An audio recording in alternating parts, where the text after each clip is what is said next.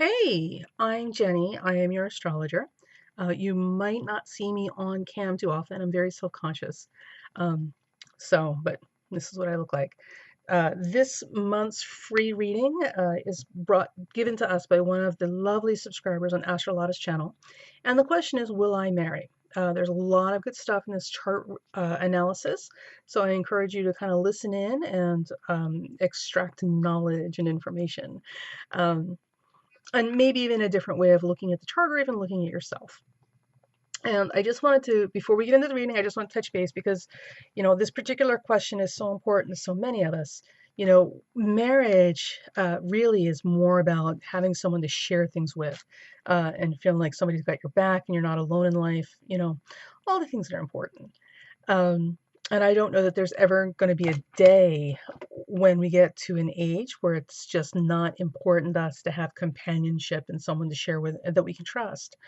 So I do know that for some of us, as we have, left our youthful years behind us and are now entering middle age, or some of us may be entering old age, it gets a little bit more tricky out there. So I just wanted to mention that if this is something that you're looking at, if you're in a place where you're really wanting to get married or settle in with somebody, or pull in a relationship, and you're feeling like you've lost your, competitive edge, uh, don't. You're looking at it from completely the wrong perspective. The thing to remember is that the thing that makes us attractive to other people, like really attractive in a I want to share my life with you attractive, as opposed to I want to bump uglies with you attractive, is very much how we live and who we are. Your character and your personality and your lifestyle is what makes you attractive to the right person or the person that's going to fit you. The only benefit of youth is that youth gives you this veneer, this very forgiving veneer that will hide a lot of character flaws and a lot of personality issues and a lot of wrong lifestyle stuff. But once that veneer of youth is gone, all you got left is the character and personality you developed. And if you didn't really do a lot of work on that and your body's falling apart, it's going to be a bumpy ride.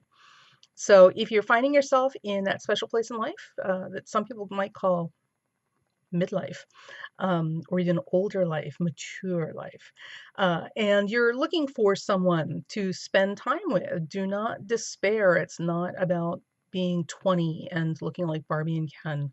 It's very much about your heart and your character and your personality and your life. How are you living?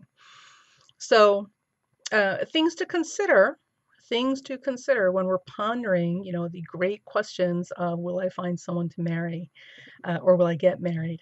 Um, so that option is always there for everyone. It's just a matter of finding the right environment and also finding the right fit. So, if you're looking for a Ken doll, but you're looking like Roseanne Barr, the comedian, it might be a little challenging. Um, and if you're looking for someone who's going to love you and support you and be your best friend in life, but you're really fixated on how much money they have, what kind of job they have, what do they look like, who are their friends, and all the superficial stuff, that's going to be a bit of a challenge too. You're not going to get somebody who's very invested in depth and life supporting stuff what if that's not the lens you're looking at them through. Okay. So we're going to get on to the reading. It's great to meet you guys. Okay, good morning. All right, so this free chart this month, the question is, will I ever marry? And this chart and the information were graciously provided to us by one of the members of or one of the subscribers for Lotta's channel. So the person's name and birth information and location has been omitted to protect their privacy. And we'd like to thank them in advance for being so generous as to giving us their personal information and putting their question out there to be responded to publicly. So the back history that we have so far with this particular person is that they have never married and have spent the better part of their adult life living at home with their parents. Now, just as an aside, for those of you who are younger and do not understand the weight and burden of family obligations, please do not pass judgment or assume that you know anything about this person's circumstance. And those of you who are older will be a lot more familiar with just how mighty those chains are that keep us bound to our families. So we don't know what the story is, and there's a number of reasons why this person may have needed to stay close to the family unit. And that may have played into not getting married up until now, or it could be for completely separate reasons. So refrain from judgment about the circumstances because we don't have enough information and it's not our place to decide what is and isn't appropriate for someone. Okay, so this is our chart, and there's a couple of things I want to draw your attention to immediately that pop out very large and are very specific to relationships, right? So the first thing is we've got Saturn on the ascendant opposing Uranus and Pluto on that 7th house cusp. So what this tells us right off the bat, when we look at this, this is somebody who is going to have some boundary issues, that may have some difficulty with intimacy, that may be very cautious and reserved and hesitant to be vulnerable to other people. So the ambiguity and the weirdness and sometimes the ability to tolerate just the little stuff that goes into relationships may be more difficult for them. And this could present a barrier. Now, the thing to consider, I want you guys to think about this for a second, especially if you don't know.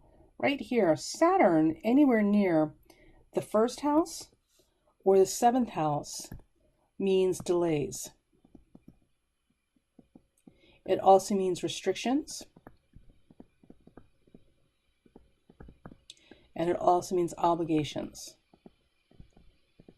Now, there are a lot of people who like to throw around the word karma when they see Saturn because it's a nice, nifty, convenient word.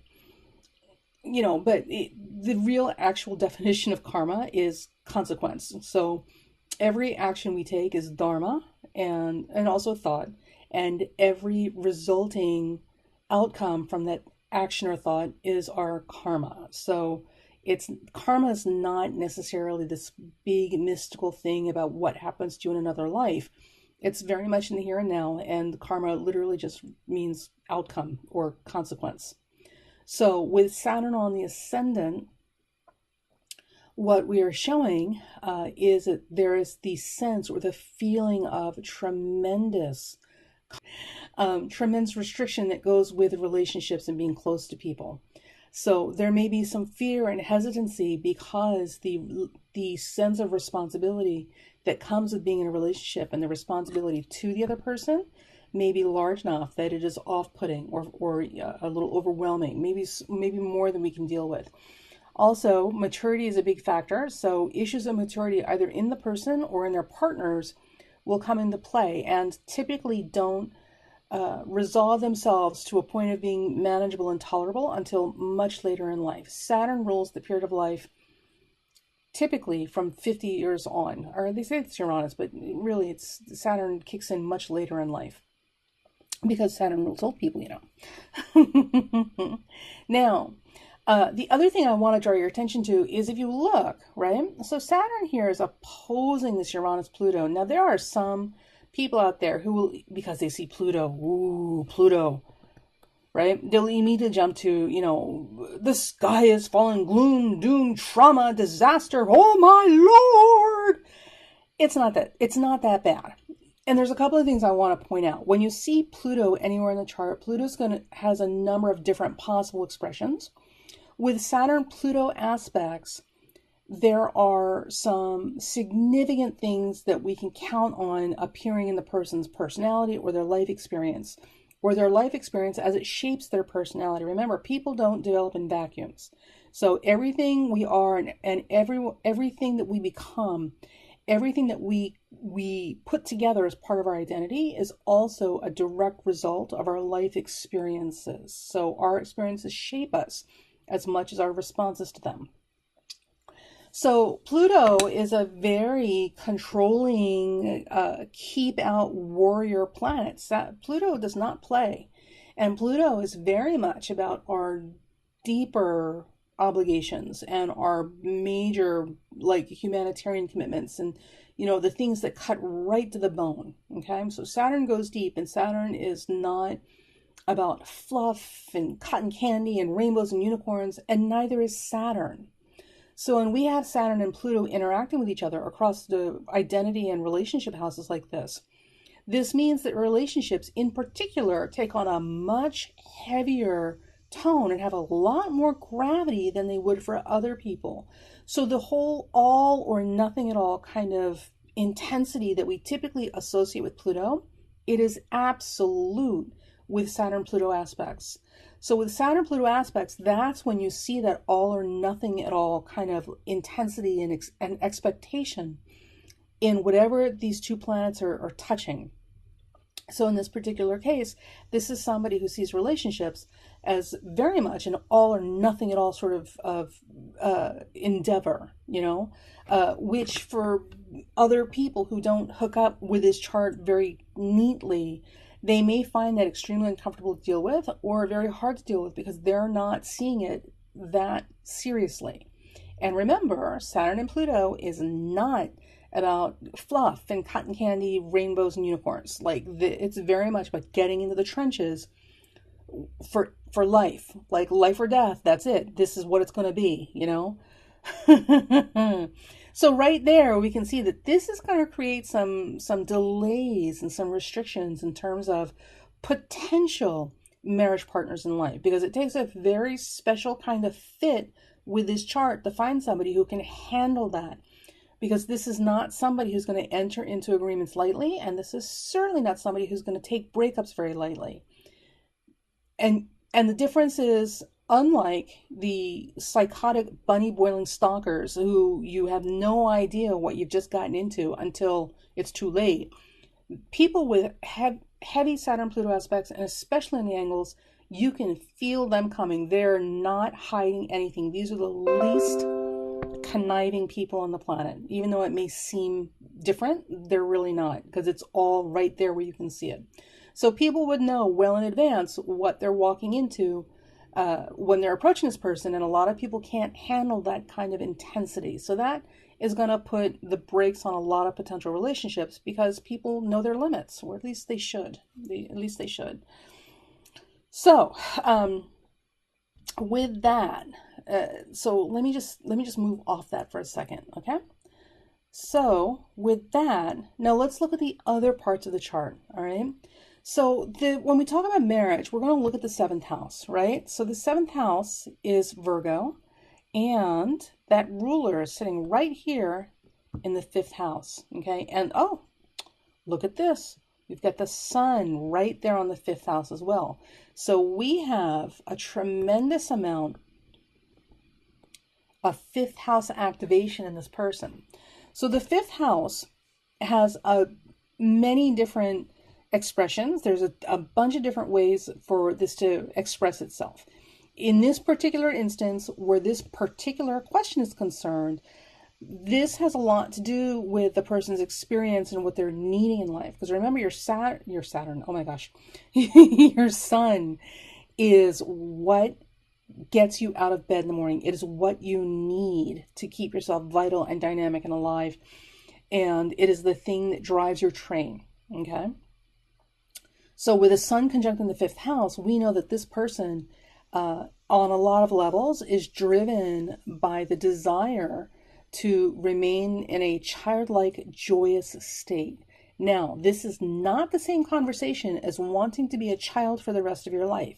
There are those people who are insistent on being children for the rest of their life. I think I've dated a couple of them. But this is this is not the same thing. So with Leo, with the 5th house, childlike joy, being that creative, present in the moment, happy, innocent place, that very leonine place, is a very strong running theme. And with this heavy fifth house emphasis, this is what we're looking at. This person needs this way of being in their regular life in order for them to feel fulfilled, and also in order for them to function best. And ultimately in life, what we're really looking at is how can we function best? Because anybody can be a dysfunctional, toxic human being, and nobody aspires to go there. We're all trying to become better. The problem, of course, is just finding the tools that will help us get there, right? So with the seventh house, or rather the seventh house ruler in the fifth, this can, and it's conjunct Venus, this can manifest in a couple of different ways. So on the one hand, we could have somebody who is in ownership of their need and desire to be in this childlike, joyous state, that's very creative, that is a natural performer, that goes and does all these wonderful, playful things like theater and art and music, all the things we expect from the fifth house. Or we could have somebody who's not in touch with that, who is projecting that. And here's what happens when you project stuff, because you're not owning that in yourself. It doesn't go away. It actually ends up coming back like a boomerang. It comes right back to you in the form of another person acting that out for you. So this could also indicate somebody who finds themselves constantly pulling in partners who desire to be childlike in the relationship, or want to be children, as it were, and force him, this person, to be the parent, which may or may not be what they want. It's all about where you're at with yourself. And I'm not going to judge. I'm not going to judge about what's good for them and what's not. We got to find what works for us wherever we're at. So, being creative, being childlike, being in this playful state of joy, and all those things that come with being young and, in the moment, very, very present. These are the things that are very strong themes in a relationship. And also parenting, being a bit of an emotional parent, or being parented because you're a bit of an emotional child and needing that nurturing. These are the themes that are going to come up over and over and over again in relationships, especially in a marriage. Now, when we couple that with this Saturn-Pluto opposition, right? Well, right there, we can see that this can be pretty intense, because remember, Saturn and Pluto is very all or nothing at all, and they're very serious about their obligations, right? So there's no greater obligation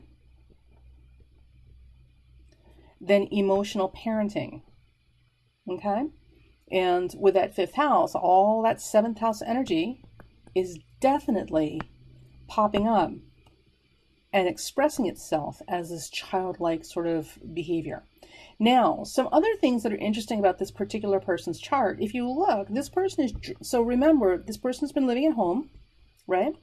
We've got this Saturn-Pluto opposition. It's like a giant keep out sign, right? Caution, electric fence, keep out, stand back 500 feet. And so I just want to say right now, they have Pisces rising. And with Pisces rising, I can almost guarantee you they are incredibly charming and probably very nurturing and very sweet and very gracious in person. So you're not necessarily going to see this Saturn-Pluto opposition, Saturn-Uranus Pluto opposition when you meet them. This is something that you would get really familiar with very quickly if you were trying to have a one-on-one deep relationship with them. But otherwise, I would imagine that when you first meet them, because Pisces is ruled by Neptune, and that Moon-Neptune conjunction is in that ninth house, this is actually somebody who's very charming and gets on well with people. So you wouldn't necessarily see that. So, right. So with that Saturn-Pluto opposition, which is the big keep out sort of energy going on, who goes there? What is the password? Are you worthy?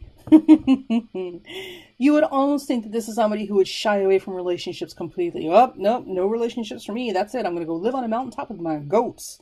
But that's not the case, because along with all this beautiful fifth house stuff, look at this.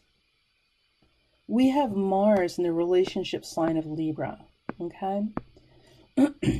And Mars in Libra drives us to partner with other people, to interface with other people, to have social intercourse, not sexual, social intercourse with other people. Mars in Libra is a people person. They like having that feedback and that pushback from other people. They like having, seeing the world from a different set of eyes. They like that opposing viewpoint because they're constantly trying to find balance. So with Mars in Libra in the 7th house, what this also means is this is somebody who's almost to the point of being codependent. And listen, don't kid yourself. You're probably codependent too. It just shows up differently. So there's the almost a hyper reflexive concern about how other people are feeling and if they're okay and how their relationship's going. This person with Mars in the 7th house, especially in Libra, it's amplified in Libra, puts a lot of energy into making people feel okay and to making sure that relationships are working. And this is a good thing, or it can be a good thing, with healthy boundaries. The problem is with this type of personality, it's very easy to get taken advantage of if we don't have really good, strong, healthy boundaries and support systems built into our lives. So a lot of times with this Mars and Libra in the 7th house, it can create some unpleasant experiences with people because, 7th house. And also remember, we're drawing in children, adult children, who, our children are not known for taking responsibility for things. So that could easily lead to that Saturn-Pluto opposition across the angles being so necessary. Okay? Because if you're constantly in a position where your good nature is being taken advantage of course you're going to develop some very rigid walls around you because it's a form of boundary. It may not be the optimal boundary, but depending on the circumstance and the people involved, it may be a necessary boundary. So we can't say that somebody shouldn't be the way they are. We have to look at why they ended up the way they are and how we can put them in environments that allow them to be a better version of that. Okay, so this may be someone who's been assuming that they're still living near where they were born, that has been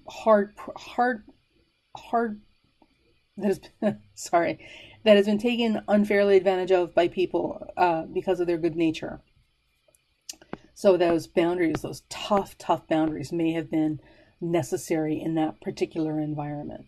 So the other thing, right? So we've got this 5th house energy. We've got this Mars in Libra, which is absolutely about relationships and making relationships work and trying to keep them fair and balanced and making sure people around them are okay.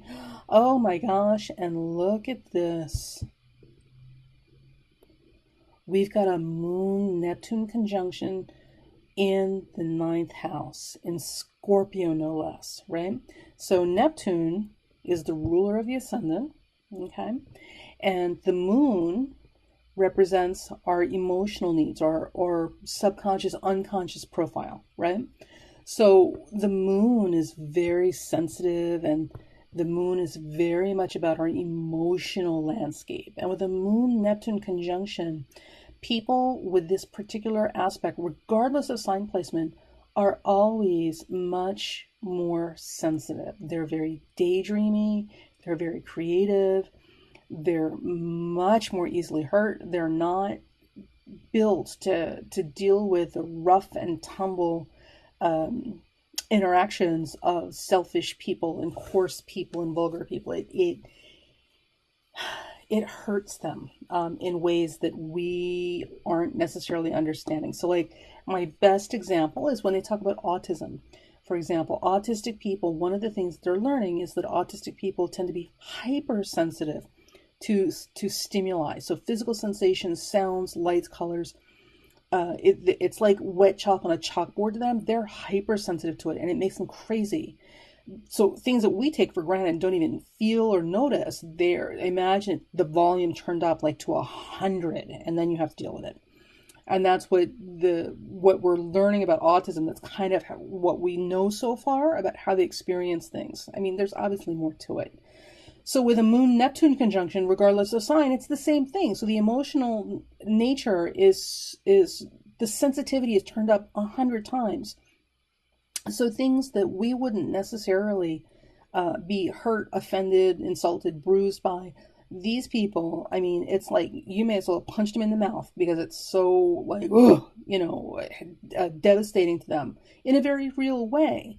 So with a Moon Neptune conjunction, this is somebody who's wildly sensitive. And then, of course, we've got all this fifth house stuff, which pulls in, very, until we get older, typically it pulls in people who need to be parented and have a lot of emotional needs that we have to take care of them. And then there's that Mars and Libra in the seventh house, which is all about taking care of other people. So this person can easily be put upon very, very hard by the people around them and find themselves in very difficult situations as far as getting out of relationships with people. Because it's easier to stay where you are than to fight, right? And also, too, remember, with that Saturn-Pluto, it's all or nothing at all, life or death. Once they make a commitment, right? Because here's your commitment, it literally, you'd have to, like, blow them out of the house to get them to abandon their commitments because they're all about obligations, right? And their obligations to people. They take their commitments extremely seriously. Now, the other thing with this Moon-Neptune conjunction in Scorpio is this can get a little bit tricky because with a Moon-Neptune conjunction, we're very romantic and we're very idealistic. So we have some really beautiful ideas about how relationships should work and what are deep, intimate connections with other people, especially of the one-to-one kind, how these things should play out and how they should feel, almost to the point that it may not be possible with another human being for more than a few moments at a time. But Moon Neptune wants this all the time. They stand with one foot in this world and the other foot in the other world. And in the other world, where we're not in physical bodies, in the physical world, that level of deep, intense communion is possible because there's nothing else to have to deal with. We're just pure energy. But here in the physical world, in the physical body, with personalities and identities and egos and all the stuff that helps create the physical identity in the world, the reality we live in, it tends to be a lot more abrasive and it's a lot more difficult to maintain those high-minded, esoteric, cosmic kind of union. So also with a Moon-Neptune conjunction in Scorpio, Scorpio, anybody who's familiar with Scorpio, above and beyond the tabloid, sex maniac kind of PR. And for the record, and I know the Scorpio's going to hate me for saying this, they're not all that. The whole public relations machine for this whole sex maniac stuff, totally blown out of proportion. And it's a misinterpretation of what that's really about. But that's a whole other conversation later. So Scorpio is, however, very much about deep, intense bonding. And we're right back to this life or death sort of intensity. Because Scorpio is about literally the urge to merge, not the urge to connect at the hips. It is about the urge to merge on a deep, emotional, psychological, spiritual level. So if you can imagine atomic fusion occurring where two people come together and they are bound and merged so completely that you can't tell where one begins and the other ends. And they transmute and transform into this other thing while they're together. That's the whole Scorpio thing, right? Because they're all about getting deep down in there until there's you can't go any deeper. And getting to that level of profound acceptance by their partner and for their partner, that even with all of their egregious sins and all their horrible behaviors, not just the Scorpios, but the other persons, even with all that, they can transcend that and still love this person enough to merge completely, to unite, come into unison with this person in an absolute primal, primordial cosmic soup sort of way. That's Scorpio. And when you've got the Moon-Neptune conjunction in Scorpio, that means that when we envision what it's going to feel like to be with our partner, like this is what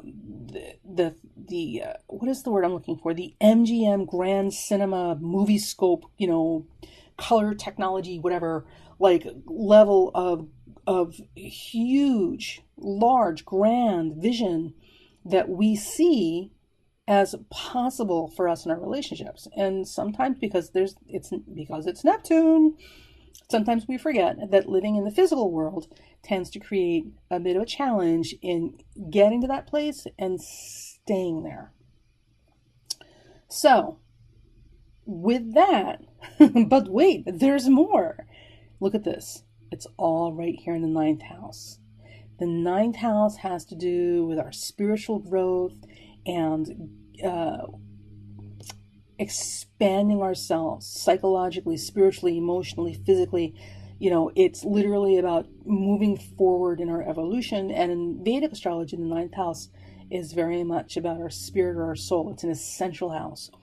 So with a Moon-Neptune conjunction in the 9th house, because it's a Sagittarius house, the level of idealism that comes naturally to this person is 1,000 times greater than it is for the average person who, is happy that, their partner put the toilet lid down or made coffee that morning, and didn't give them a reason to not want to come home that day. Moon-Neptune conjunction of Scorpio in the 9th house, this person is in their own way, without necessarily being able to articulate it, looking for, a come to Jesus moment with our partner. They're looking for the grand union. They're looking for the rapture that is possible with our partners, but it's not necessarily sustainable as long as we're in physical bodies, because we have other things that we have to do. So we have to come out of that transcendent mental state to be there. The other thing is that this makes this person, because they are so idealistic, makes them very prone to getting involved with the vision or ideal or potential in a person rather than the reality-based, physical, in the here and now manifestation of what they're actually working with. So the challenge, of course, is that, in these particular types of situations or these particular types of personalities, you see somebody, you see so much potential in them, and you just know that if they could get out of their own way, or, they could just get a little support or just get a little healing, like they could be amazing, and we fall in love with what it could be. It's like when you buy a house and you see the bones of the house and you see the potentials of what this house could be, and you're not necessarily thinking about the cost and time and effort that's going to go into getting it there, which sometimes, depending on the foundation of the house, just may not be possible in this particular incarnation. And it's the same thing with people. So when we look at people and their potentials, we have to remember that even though we see phenomenal potential, we have to also really be honest about the bones of the house that we're working with, the foundations that this person is working from, because they may not have the necessary foundations in this lifetime to achieve the potentials that we see possible for them. They may only be able to achieve part of that in this lifetime, and the rest of their life may have everything to do with healing and repairing the damage that's been done, through karmic family lines and spiritual generations and all that sort of stuff. I mean, we don't know, but what we do know is what's in front of us. And sometimes with the Moon-Neptune conjunction in Scorpio on the 9th, it's a little hard to, deal with what's actually in front of us versus what we see as possible for somebody, because Neptune is all about faith and wanting to see what's possible in the better sense, right? So Moon-Neptune conjunction with Scorpio is phenomenal because it tends to ameliorate or lighten up that heavy, dark negativity that sometimes comes with Scorpio energy, because they're so busy mucking around in people's garbage all the time and their sewage, they forget there's a whole other person there. Scorpios, God bless them. Okay, so I could go on forever, but I'm going to stop here. So here's what I wanted to say in addition to this. So will I ever marry? The answer is yes, and because relationships and marriage is so important to so many of us, very few of us are asexual or choose to live an ascetic lifestyle or choose to get involved in strictly platonic relationships and devote our emotional intimacy and our sexual chastity to, the service of religion, like nuns and stuff like that. Very few of us are wired that way and meant to go in that calling. So for the rest of us who are not like that, marriage and intimacy and having a deep one-on-one relationship with somebody is very important to us. And what I would say is that at any given time in life, if this is really what you want, you can have that. The question always becomes, what are we willing to settle for? Or what is it that we're holding out for that's preventing us from really appreciating and participating with the people in front of us? So it's a bit of a double-edged sword, right? So regardless of your age, if you want to be married, you can be married. And I know that sounds very generic, but it's true. So the question is who we want to marry. And maybe the question is not, will I ever marry? Maybe the question, it could be. And sometimes the question, what that we're really asking is, will someone ever fall in love with me? Or will I ever fall in love with someone? Which is a slightly different question. And the whole thing about loving and being loved, these are all very romantic propositions and much too lengthy to get into in this particular video. So if you wish to be married, and looking at this particular chart, if you wish to be married, the question is, do you want to be happily married, or do you just want to be married so that you can just be married? Because, listen, dating is hell. Not everybody wants to date. Some people just want to get married so they can get off the market, right? If marriage is important to you, it's going to be very important that we unpack this box and we get in here to find out why these boundaries exist and how we can either dismantle them so that they're more functional, or move ourselves into environments and situations that allow us to have more flexible boundaries. That's really an issue here. All these things that we described will always be there. That's never going to change. But the question is, how much of a factor is this going to play in our ability to attract and maintain relationships that make us happy? That's really what we're looking at. So the things that I would say that are important here also is we've got a Saturn, Pluto, Jupiter T-square with Jupiter as the leg, right? And this is important, and I'm going to get to that in a second. And the same Saturn also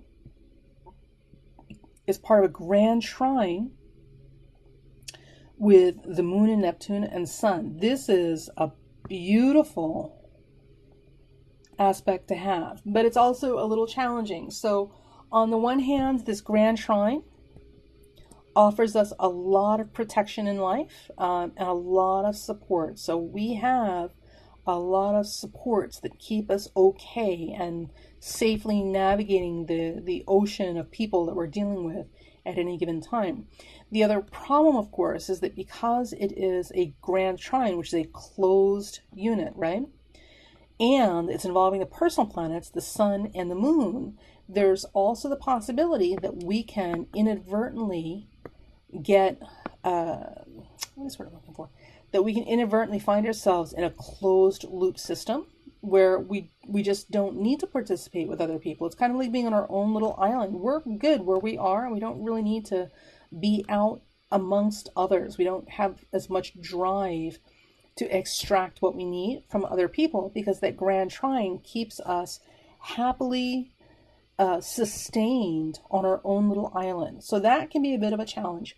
It makes you tremendously creative, and artistic expression or creative expression of any kind is going to be incredibly useful to you and should be explored. That grand trine energy in water needs to go somewhere.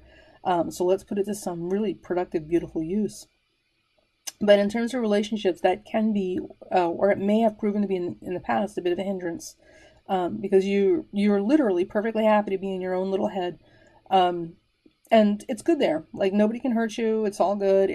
All your needs are met in the environment that you created around yourself. And there's not enough of a push to kind of get us out into the world, extracting what we need from other people. Now, here, with this Saturn, Pluto, Jupiter T-square, there, one of the things that's not showing this chart, there's a parallel with Mercury, Venus, and Pluto in this chart, which I know means absolutely nothing to you guys, right? So I'm not going to get into it in here because this is a public reading. There are some things that need to be addressed, and I'm sure the person listening to this report that recognizes that this is their chart also recognizes that there are some things that have been sitting like locked up in a box or buried under the cellar floors for quite some time, that need to be addressed, because relationships and boundaries are issues. They're big themes in this chart. So in your life experience, there's work you are here to do that has a lot to do with breaking cycles, and getting to better places. But that's not going to happen until you do some healing, right? So I would if you know what this is, I strongly recommend that you find someone to work with to help you work through these issues so that you can have better, healthier, more flexible boundaries, so that you can get the love that you want and deserve, and you can get the emotional parenting that you need, or you can give the emotional parenting that you have such a genius for to people who are going to appreciate it for a change. Now, this T-square, right? With T-squares, all the energy goes down to the leg, okay? So this becomes the trigger or the thing that drives this lever. And right here, this Jupiter is in Gemini, in Regal, the fixed star Regal, on that 4th house, right? And you've got the North Node right there with it on the cusp. So there's a couple of things that this means. On the one hand, it means that the home life and the family unit, all of these things have been very good for you and very protective of you, in a lot of ways that may not be obvious to the outsider. So being home, being in the immediate environment, not straying so far from where you were born, the community around you, all of these things are good for you or feel good to you. In Gemini, the need to communicate is paramount. So expressing yourself and communicating and talking about the 4th house, which is your childhood, will prove to be very beneficial to you. And with the North Node, there's something about your personal childhood that is going to be very relevant and important to other people. So there's something in this process of you discussing and sharing your experiences from childhood or early youth that's going to have significant impact and value to the people around you at large, masses of people, people you don't even know. So I would consider, if I were you, consider getting in there and doing the work. Whatever that work is, and opening that box where your childhood is concerned that has brought you to this place, and putting it on the table for display, because there's a lot of value in there for other people. But first, you've got to work through some of this yourself. So if you do that, you will find that everything that you want is right there where you want it, so you can have it and life will be beautiful. Or you can just not do anything and just, stay on the couch and, wait for retirement and death. At which point nothing's going to change, because you're not changing. At the end of the day, it helps to remember that in order for our relationships to change, we have to change. The minute we change ourselves, our relationships around us have to change, because people cannot interact with you the same way if you are not the same person. So, will you marry? Yes, it is absolutely possible if that's really what you want to do. But I think ultimately the bigger thing here is that you have some very valuable contributions to give back to the world that have a lot to do with your early experiences. And unpacking that box would be a very good thing. And if you can unpack that box, you'll find you unlock the door to marriage and, healthier relationships and things that make you happy. And the other thing is that marriage may not be as important to you as it seems, because with all this 5th house emphasis,